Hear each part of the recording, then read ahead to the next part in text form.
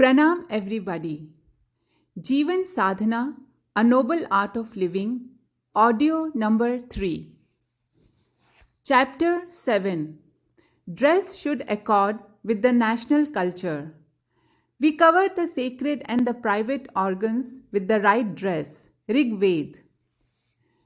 The style of dress reveals a person's cultural affinities. It indicates that the person cherishes deep inside him particular cultural values. Blind imitation of Western dress is a pointer to thoughtless belief in superiority of Western civilization and culture. This tendency shows that such persons are cut off from their own cultural moorings. Their sense of pride in Indian culture and motherland has virtually died down. Otherwise, why should they be reluctant to adopt the dress style of their own country? Those who are desirous of treading the path of Jivan Sadhana should be conscious about their clothing. The recent history of our country underlines the significance of this fact. The great man who led the nation during the tumultuous days of the freedom struggle had almost wholly received Western or English education. Many of them had studied in England. Some of them had even turned down high and prestigious posts like the ICS. In the initial stages and during their studentship, almost all wore English-style dress. But when love for the nation began to stir them, the dress style changed too. Barrister Mohandas Karamchand Gandhi could become Mahatma Gandhi only by adopting Indian dress and ethos. His followers and associates too set out on the noble task of awakening the nation after adopting native style of clothing. There is a touching incident having a bearing on this matter. The world-famous chemical scientist Dr. Praful Chandra Roy was professor in Calcutta University. As befitted a university professor, his apparel too was Western. Those were the days of the independence movement. The whole country was resonating with national sentiments. The sensitive heart of Dr. P.C. Roy could not remain unaffected by all this. Love for the nation began to stir in his bosom too. But he was in a fix. How could he pursue this love in the midst of his scientific work? In what way could he serve the nation? To find the answer, he met Gandhiji. He was wearing Western dress as usual at that time. Gandhiji looked at him from top to bottom and said with a smile, "Roy, sir, what was the great hurry that you have come unclothed?" Dr. Roy was perplexed. Why was Mahatma Ji talking in riddles today? I have come fully clothed. Yet he is saying that I am without clothes. Gandhiji explained, nation cannot be served properly under alien attire. National values, national sentiments, national culture, those all have only one identity, and that is our own national mode of dressing. Now Professor Roy was able to understand the import of Gandhiji's words. He completely changed his attire from that day and made the ethnic khadi his lifelong companion.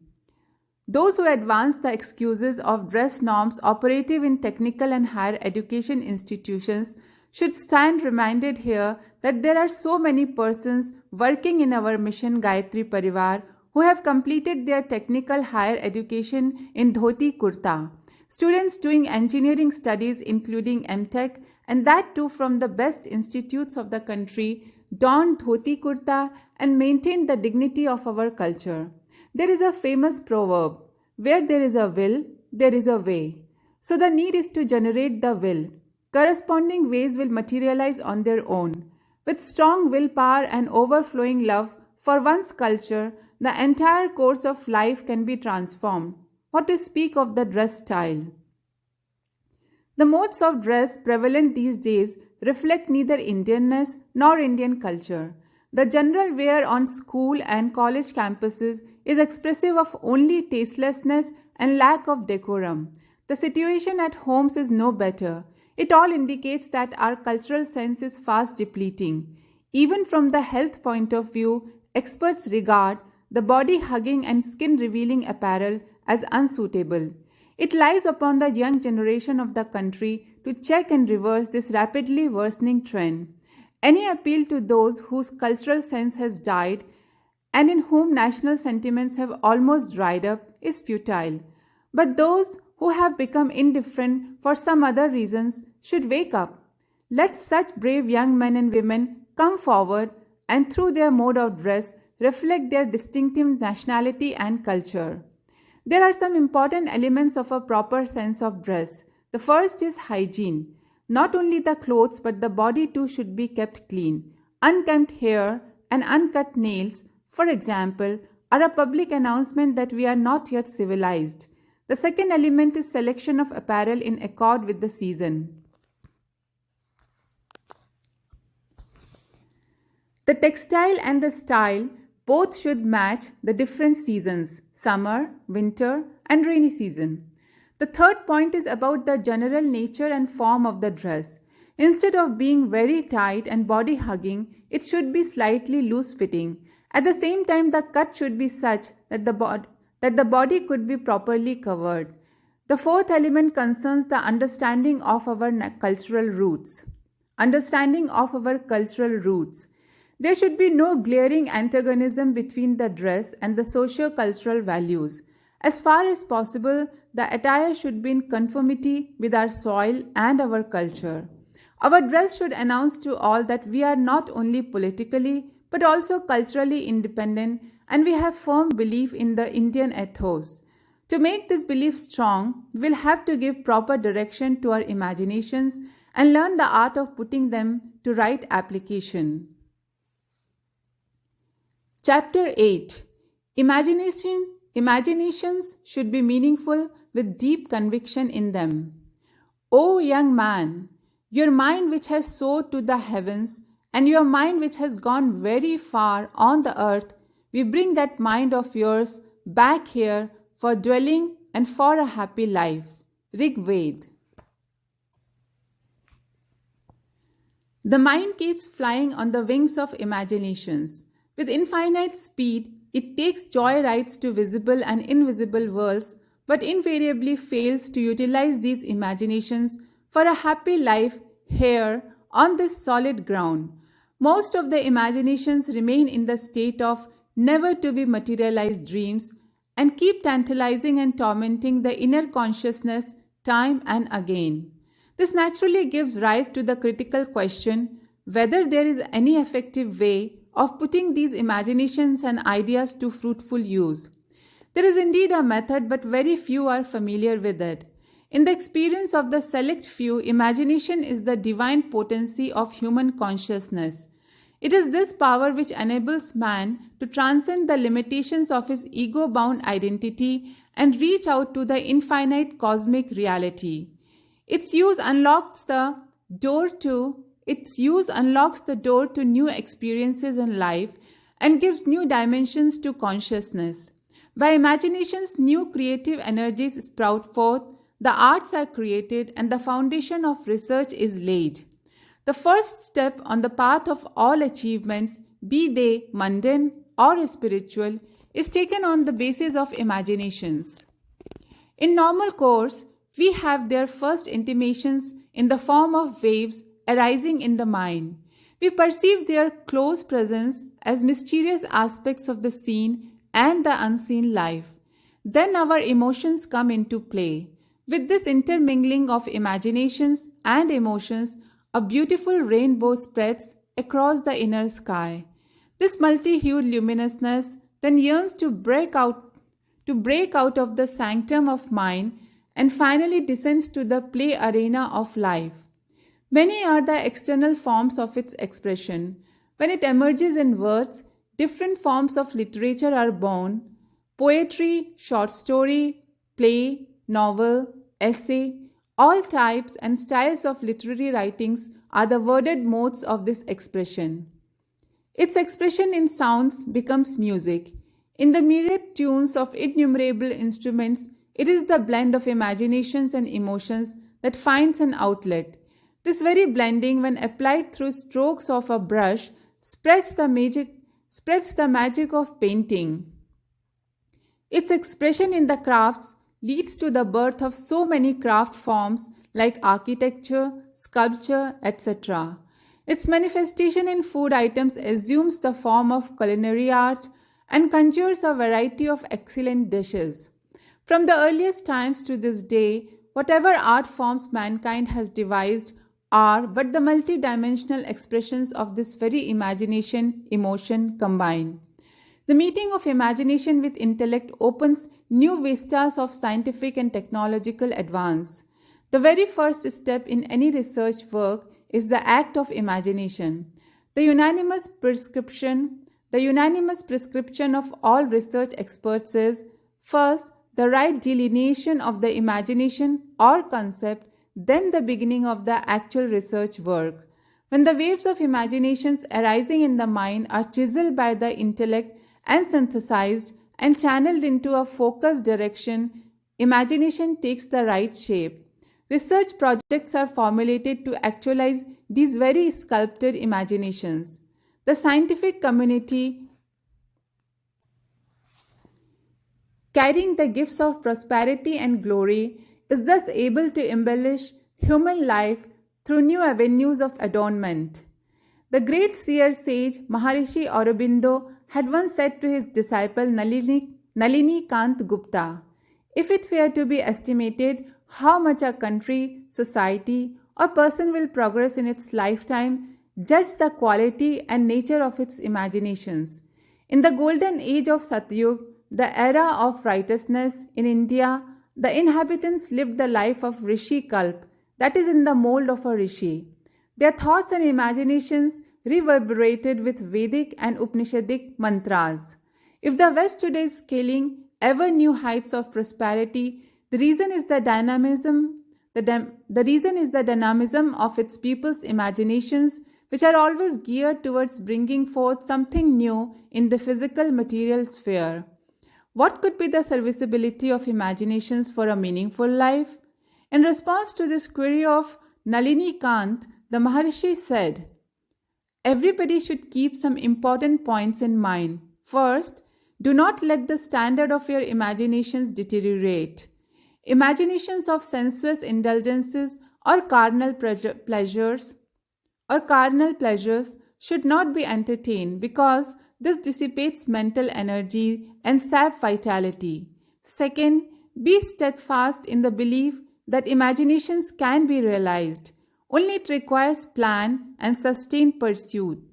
He who dreams without tiring, imagines without stopping, and dares to stake everything on its materialization definitely meets with success. His dreams are fulfilled, his imaginations find concrete shape. The mode of using imaginations for a meaningful and joyous life can be summed up in the following points. First, development of unique creative energies of life through imaginations. This means that you must not allow negative imaginations any access to your mind. Imagine, if you can, after raising your inner consciousness to its maximum sublimity. This will automatically lead to enhancement of original creativity. Second, glimpse of the future through the eyes of imaginations. This means that you should paint a picture of your bright future using the brush of imagination and try to give concrete shape to it.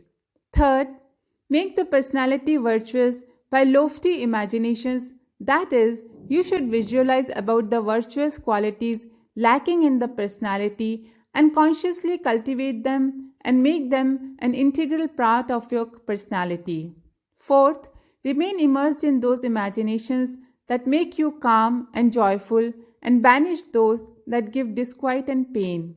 Fifth, make imaginations your companions in solitude. That is, utilize your moments of aloneness in pious and emotive imaginations. If you pour your heart into these imaginations, it will gradually develop into dhyan, meditation. Sixth, through imaginations, develop insight into the secrets of life. You will find solutions to the problems of day-to-day life in some of new imaginations. Search for them. Seventh and last, make yourself bold and strong by forceful imaginations. I am eternal spark of the Almighty. Who in the world can harm me when my supreme benefactor is with me as my ever vigilant guardian? I am capable of doing anything by His grace. Such a firm faith gives strength to remain unruffled in the face of crisis. The inner determination of a sadhak is able to multiply this strength 1,000 times. Chapter 9. Firm determination is a mark of spiritual progress. O willpower, you are vaster than the extent of heaven and earth, and the expanse of water and the spread of fire. You are ever great. I bow to you. Atharved. The power inherent in will or determination is basically spiritual in nature. When a person shapes his imagination with the chisel of intellect, cuts through the tangle of their web and converts their multiplicity into singleness, when all imaginations converge into one, only then determination starts to sprout. When all the emotions of heart, the entire vital force of the being and all the mental energies are poured into it, this tender shoot grows to become stout. The entire existence, the whole personality comes to rest on it. Only in the lives of those who are able to do so, miracles of the power of determination are seen to happen. Inner determination does not develop in those whose personality is unintegrated and whose inner energy currents are flowing randomly in different directions. Such persons lack concentration, resolve, and competence. For them, determination is merely a word which has no meaning. They will begin any work but are unable to stay with it for long and abandon their task midway on some excuse or the other. If they cannot catch hold of a solid pretext, the lame plea of boredom or ennui is always handy to rescue them. Such persons do make resolves at the drop of a hat, but simultaneously keep many options ready, whereas resolve or determination is a condition of optionlessness.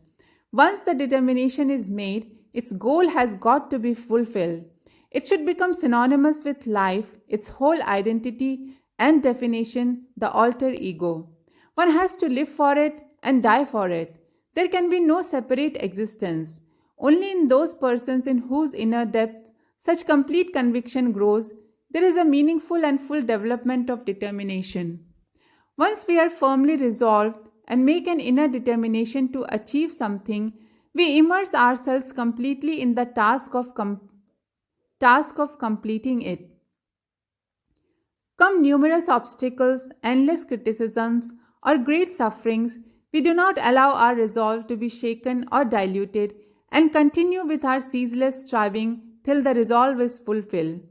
The truth is that those who lead a spiritual life and look upon the omnipotent God as their controller and benefactor find the hindrances to ultimately turning into indirect aids to their efforts.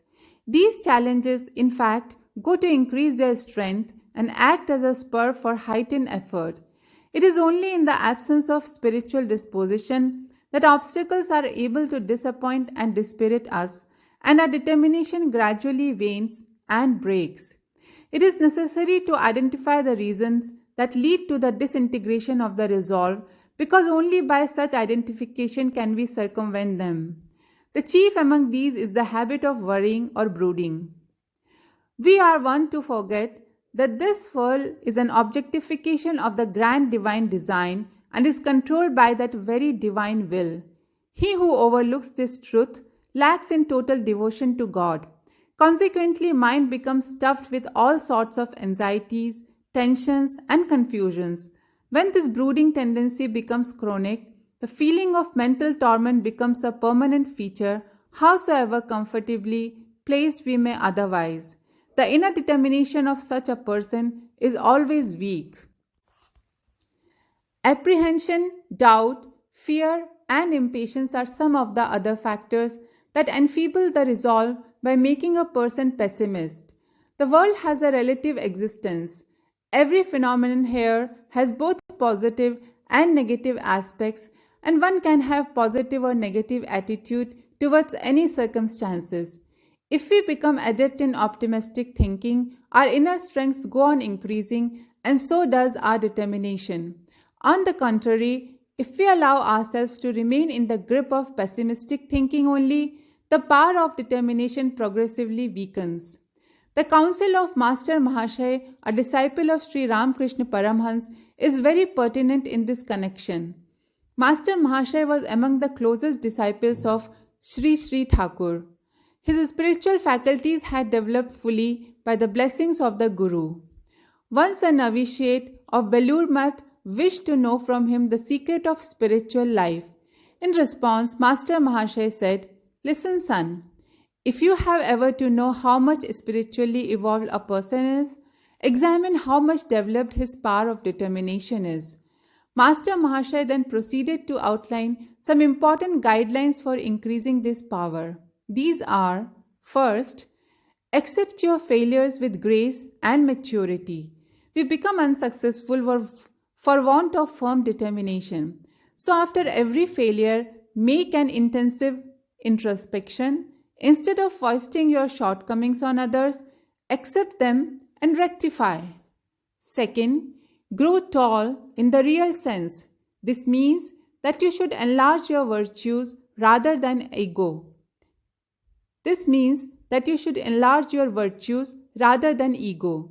Increase in willpower will be a natural corollary. Third, welcome the tests and trials God puts us to. Believe it, every suffering in life comes to improve our ability. If the sufferings are faced stoically and dealt with correctly, inner determination grows. Fourth, learn the proper mode of dealing with antagonists and bad persons. As long as we are in this world, we'll have to learn to deal with all kinds of persons, including those who are our opponents and are malicious. Be magnanimous and tolerant in your behavior towards them too. Concern yourself only with the positive aspect of their lives. Keep aloof from the negative ones. Fifth, start tapa. It plays a big role in augmenting the power of determination. Regimens of fasting, upavas, tasteless food, aswad, and silence, maun, etc. lead to rapid growth in mental resolve. In this process, there is crucial importance of tender emotions. Those whose emotions are God-oriented, their resolves never remain unfulfilled. Thank you.